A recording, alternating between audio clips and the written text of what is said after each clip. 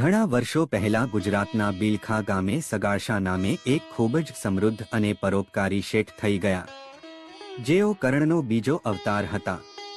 તેમની પત્નીનું નામ ચંગાવતી હતું. આ દંપતીનો એક જ નિયમ હતો, આંગણે આવેલા અતિથિને જમાડ્યા વગર પોતે જમવું નહીં. પછી ભલે તે અતિથિ ગમે તેવો હોય કે ગમે તે સમયે આવ્યો હોય, સગાળશા અને ચંગાવતી તેમની સેવા કરવામાં ક્યારેય પાછી પાની કરતા નહીં. સગાળશાની આ અવિરત ભક્તિ અને સેવા જોઈને ભગવાનને તેમની કસોટી કરવાનું મન થયું. એક દિવસ જ્યારે સગાળશા અને ચંગાવતી અતિથિની રાહ જોઈ રહ્યા હતા, ત્યારે ભગવાન એક અઘોરી સાધુના વેશે તેમના આંગણે આવ્યા. સગાળશાએ દોડીને સાધુનું સ્વાગત કર્યું અને તેમને ભોજન લેવા વિનંતી કરી.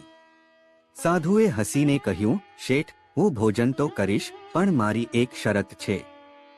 મને સામાન્ય ભોજન નહીં, પણ રાંધેલું માંસ ખાવા જોઈએ, કેમ કે હું અઘોર પંથનો સાધુ છું. દંપતી સ્તબ્ધ થઈ જાય છે. વણિકના ઘરમાં માંસ ચૂલે કઈ રીતે ચડે? પણ જો માંગણી પૂરી ન થાય તો સાધુ ઘરેથી ભૂખ્યા જાય અને સગાળશાનું વ્રત તૂટે. આખરે ખાટકીને ત્યાં જઈને સગાળશા માંસ લઈ આવે છે અને રાંધેલું માંસ સાધુને પીરસે છે. ત્યાં સાધુ રોષે ભરાઈને થાળીનો ઘા કરે છે અને કહે છે કે, શેઠ, અમે રહ્યા અઘોરપંથી. અમને પ્રાણીઓનું માંસ ખવડાવીને અભડાવવા માંગો છો. અમને માનવ માંસ જોઈએ. મને તમારા એકના એક પુત્ર ચેલૈયાનું માંસ પીરસવું પડશે, અને તે પણ કોઈ રોદણા રડ્યા વગર, હસતા મોઢે. આ સાંભળીને કોઈ પણ માતા પિતાના પગ નીચેથી જમીન સરકી જાય, પણ સગાળશા અને ચંગાવતીએ ધર્મ અને અતિથિ સેવાને સર્વોપરી માન્યા. તેમણે વિચાર્યું કે જો અતિથિ ભૂખ્યો જશે તો તેમનું આખું જીવન નિષ્ફળ ગણાશે. તેમણે પોતાના લાડકવાયા પુત્ર ચેલૈયાને બોલાવ્યો. ચેલૈયો પણ એટલો જ સંસ્કારી હતો. તેણે હસતા મોઢે પોતાના શરીરનું બલિદાન આપવા તૈયારી બતાવી. સાધુની શરત મુજબ સગાળશા અને ચંગાવતીએ જાતે જ બધું તૈયાર કર્યું અને ભોજન પીરસ્યું. ત્યારે સાધુએ ફરીથી શરત મૂકી, મારે તો મસ્તકનું ભોજન જોઈએ. ચેલૈયાનું મસ્તક ખાંડણીમાં મૂકો. માથું ખાંડતી વખતે તમારા આંખમાંથી એક પણ આંસુ ખરવું ન જોઈએ. જો તમારી આંખમાંથી એક પણ આંસુ પડશે તો હું ભોજન છોડીને ચાલ્યો જઈશ.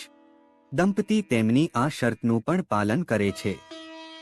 માથું ખાંડતી વખતે તેઓ પોતાના દીકરાને યાદ કરી હાલરડું ગાય છે અને ફરીથી ભોજન બનાવે છે. સાધુને ભોજન પીરસાયું ત્યારે સાધુ બોલ્યા, શેઠ, આટલું મોટું પુણ્યનું કામ કર્યું છે, તો હવે તમે અને તમારી પત્ની પણ મારી સાથે ભોજન કરવા બેસો. જેવા તેઓ ભોજન લેવા બેઠા, સાધુએ બૂમ પાડી, અરે, તમારા પુત્ર ચેલૈયાને તો બોલાવો, એના વગર જમવાનું કેમ ભાવશે? ચંગાવતી બોલ્યા, બાપજી, હવે તે ક્યાંથી આવે? ત્યારે સાધુએ કહ્યું, માતા, તમે સાદ તો પાડો. અને જેવી ચંગાવતીએ ચેલૈયા કહીને બૂમ પાડી, ત્યાં તો ચમત્કાર થયો. ચેલૈયો દોડતો અને હસતો બહાર આવ્યો. સાધુના રૂપમાં રહેલા ભગવાન પ્રગટ થયા. તેમણે સગાળશા અને ચંગાવતીની અસીમ ભક્તિ અને પરોપકારની ભાવના જોઈને તેમને આશીર્વાદ આપ્યા.